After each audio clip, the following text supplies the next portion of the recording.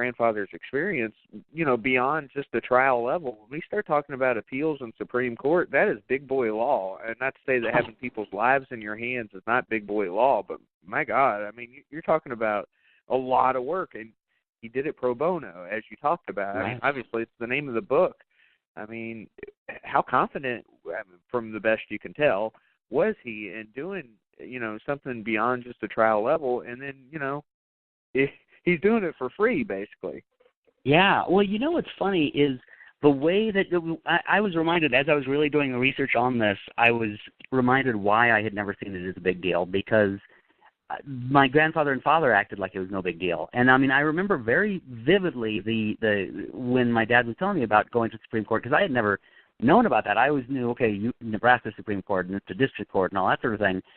And so I'm finally getting around to doing this book, and we're, he and I whenever I go to Lincoln, I usually stay at his house and we'll just sort of chat or whatever. But this time I was like, usually it's just I would get like little bits and pieces of the story, we just sort of mention them or whatever.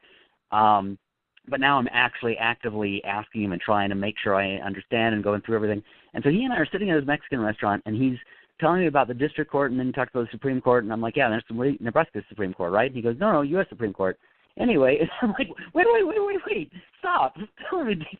Excuse me, that's pretty important. And he's like, oh, yeah. And then he tells me about what that he had to get a special, and that's all in the book. Unfortunately, I don't remember the exact words, but he has to get special permission to speak in front of the Supreme Court, and he has to get recommended by somebody, and in order to speak in front of somebody who's already in this sort of club that's allowed to speak before the Supreme Court. And the only person he knew that could do this for him was a guy who adamantly believed Caril was guilty and had actively been involved in making sure she stayed in prison. I think he was part of the whole Keep Caril in Prison Act kind of thing as well. So here's a guy who actively wanted to keep her in prison, but yet he knew my dad wanted this, and so he supported him on it, and he was the reason why my dad was able to do that. And then my dad mentioned, I, of course, didn't tell him what I was going to the Supreme Court for, but I think he knew. So, yeah, I mean, you're right. It's the kind of thing that these are, put your big boy pants on type moments. These are huge, huge moments. But yet, really, my grandfather and father have acted about it, my grandfather especially, he's just such a quiet guy that he'd do big things or be part of something big, and he'd be like, oh, yeah. And my father, just sort of doesn't mention it until it comes up, and he's like, well, yeah, I guess that was kind of a big deal, wasn't it? So... Yeah. Yeah, it's amazing. He becomes a quiet figure in history, kind of against his own will. The whole thing. He just got assigned to a case. He took the case, and then you just never know where things are going to take you. And this thing, went for 18 years and probably longer. Did he stay in contact with Caril after all? It was all said and done there, as far as the actual case goes. Well, my grandfather basically, he was basically, he's like, I'm open to it if you want, but he didn't really make a big, thing of it. My father stayed much more in touch with her because he actually remained her lawyer afterwards, and he was the one who kind of helped make deals for different things. Now, she could not, because of, she was a convicted felon, could not actually have, officially be part of movies and stuff like that. Basically, my dad would be the one sort of to be between, her and whatever, he was sort of the liaison, In fact, when, they wanted her opinions and ideas on Murder in the Heartland, and so my father sat down with her and, talked with her and actually learned some more things that she had never said before, for it. Then anytime that anybody wanted to do an interview or whatever, and they just basically remained, in touch in this regard for a number, basically through the 90s. And then I think after that, Caril just wanted to be done with everything, and because she still for a long time still wanted to have another, literally, even though she was free, she wanted another trial. She kept wanting to prove to people that she had been innocent. This has always been a very important thing for her entire life, until, like I say, somewhere around 2000 or in the early zeros, she just kind of gave up on ever having hope of that. She still wants to, but she kind of realized people are just going to believe whatever they're going to believe. So, yeah. Now, I know it's been a long time, I believe, since you've talked to her, but has she completely... I know there was the car wreck, think Right. a few years ago that happened. But as far as the public eye, she's completely tried to stay under the radar, correct? I mean, she just wants to live her life and move on, doesn't she?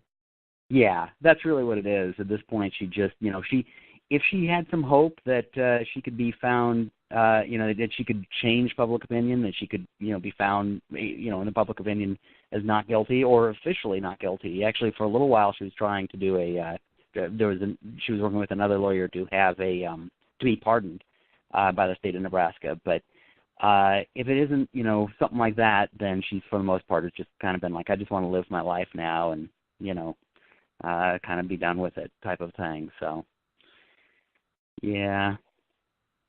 Well, I'll tell you what, as far as this whole story goes, if you could, kind of impart one thing to the general public, I mean, what would you impart as far as wisdom about this entire thing? Would it be, read the facts before you assume? Would it be, you know what I mean? Like, yeah, it's one of those things I assume you've taken some crap for this book, especially in Nebraska, because everybody already has their mind made up. And so when you tell them they're all wrong, it probably pisses them off. Well, what's funny is I have actually been surprised at the positive reaction I've ended up getting in Nebraska. And, I mean, one of the most moving things for me has been I've given some talks, and a couple of times people have said to me, before I read this book, I was 100% she was guilty. After reading this book, I'm 100% convinced she's innocent.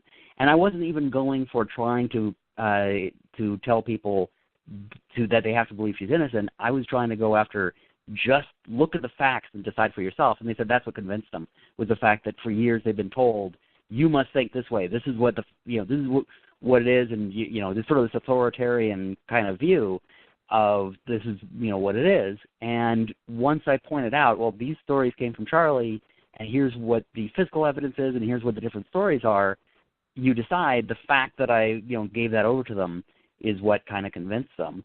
But yeah, that's, to me, what I would impart to people is what I've kind of grown up with, and what's really shaped me. This story has shaped me in many ways because I grew up, with it.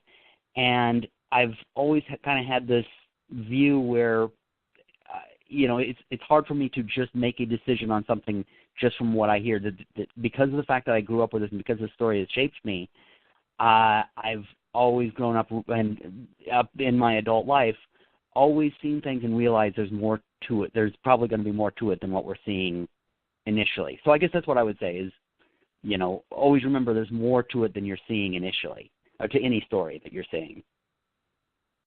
Yeah, absolutely. I couldn't agree more. It's just one of those things where it's like if you take it at face value, you're not going to get the full story. So, I guess that's a good segue to tell everybody where they can find Pro Bono, aside from Amazon, of course. Oh yes, of course on Amazon, and I think that it's on Barnes & Noble as well. I have it on Smashwords, which allows the ebook to be, in several different places. And also as a site, probonobook.com, and that has not only the book and like a lot of the information about it, but it has photographs from the time, and you can also find the first 100 pages of the trial transcript there. And if you want more, there's a way to contact me there and just ask for the rest of the pages, and I'll gladly send them. They're all on PDF. It's over 1,000 pages, but it's the original trial transcript. All on PDF.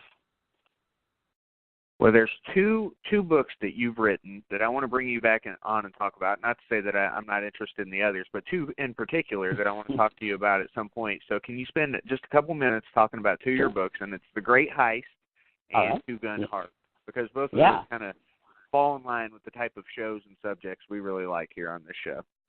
Oh, cool. Well, yeah. You want me to tell you a little about them then? Yeah. Just give us a little blurb about both of them. Absolutely. I mean, you got as much time as you need. Well, it's a perfect segue to those because actually, I learned about these cases because of my grandfather and father chatting. It was at some point while they were at lunch or something like that during the appeals process for Caril. My grandfather just casually mentioned to my dad, that the largest bank robbery in history happened here in Lincoln, Nebraska, and the money was gotten back with the help of Al Capone's long-lost brother, who was a lawman here in Nebraska. And my father just responded, "Oh, is that right?" and he went back to whatever it was he was doing and didn't think to ask him anything more about it. And decades later, he mentioned it to me in just as casual of a tone, and my reaction was a bit more like, wait a minute, what? Tell me more about that. And my dad was like, oh, I guess I should have asked my father about that while he was still alive. He had passed on by that point, and so we had no idea how he knew about this or what everything was. So I went down and ended up researching it, and over the course of several years, ended up going into doing a book. First about, actually, the very first thing I was going to do was something about the bank robbery, but I really got into Al Capone's brother. I found out that his son was still alive, was living pretty much around the corner from my dad. So I ended up getting to know him and the family and all that, and got into writing this book about Al Capone's brother. He was the oldest Capone brother, ran away from home as a teenager, wound up being a sharpshooter, well-decorated sharpshooter in World War I, then moved to the Midwest and became a prohibition officer. And basically he wanted to be like a cowboy out of the Old West movies. And he even dressed head to toe with a 10-gallon hat, rode a horse, had 2 6-shooters, and even though it was the 1920s, and wound up becoming such a successful prohibition officer that he was known nationally before his brother, but he didn't go by the name of his real name, which is Vincenzo Capone. He went by the name of Richard Hart, and he got the nickname Two Gun Hart. And nobody knew he was even Italian, let alone that he was a Capone. Because he was famous before Al was, the Capone name didn't mean anything, but there was so much bigotry against Italians that he didn't want anybody to know he was Italian. So he went around as Richard Hart, and then Al becomes famous, so he has all the more reason to keep his true identity hidden. Didn't even tell his family, his wife and his kids didn't know that they were Capones or anything like that, and kept this whole sort of thing secret, wound up being, like I say, this successful prohibition officer and Bureau of Indian Affairs officer for all these years. He ended up helping, as my grandfather had mentioned, the largest bank robbery in history took place in Lincoln, Nebraska in 1930. They got away with $2.7 million, which is about $32 million in today's money, and it was by some of the same guys who committed the St. Valentine's Day Massacre. They had got away with all the money, and especially because there was no FBI, they couldn't connect a lot of dots, so these criminals had gotten away scot-free. But because they had the connection to Al, Richard, who had made the connection with Al a little earlier, he had basically reunited with the family secretly again. Of course, he didn't let his family know or anything, or his wife and his kids know or anything. But he went to him and said, "Hey, you agreed to stay out of my territory if I stay out of yours." And Al said, "Yeah, sure." And so he pressured the guys to give all the money back. This was only supposed to be part of the Two Gun Heart story. There was only one chapter in it. The bank robbery part was only supposed to be one chapter, but I started learning about these other characters who were involved, who were so colorful and so dynamic, and it was such a bizarre story. I mean, basically, the guy who was the county attorney at that time, actually it had a different title to it, but anyway, the attorney at that time in that part of in Lincoln and the surrounding area, basically he ran rackets in the southeast Nebraska area, just like Al did in Chicago. So he was kind of like the Nebraska counterpart of Al Capone, only he was the actual like county attorney or whatever the name was for it at that time.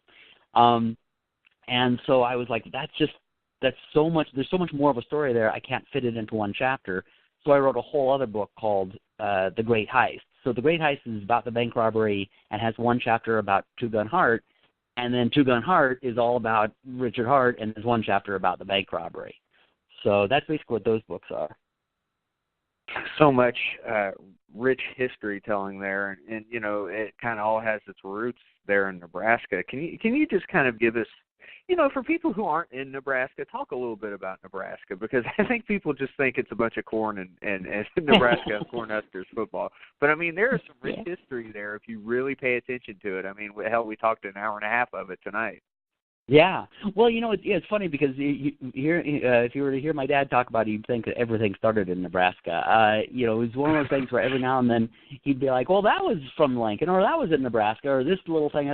It's weird because Nebraska just has this little, I mean, for a long time when I was a kid, I thought that he was making a lot of stuff up, that it was just a joke. And then I grew up and I'm like, holy crap, that was actually real. That was actually something that happened there. Nebraska was almost like this, well, it's just the center of the country.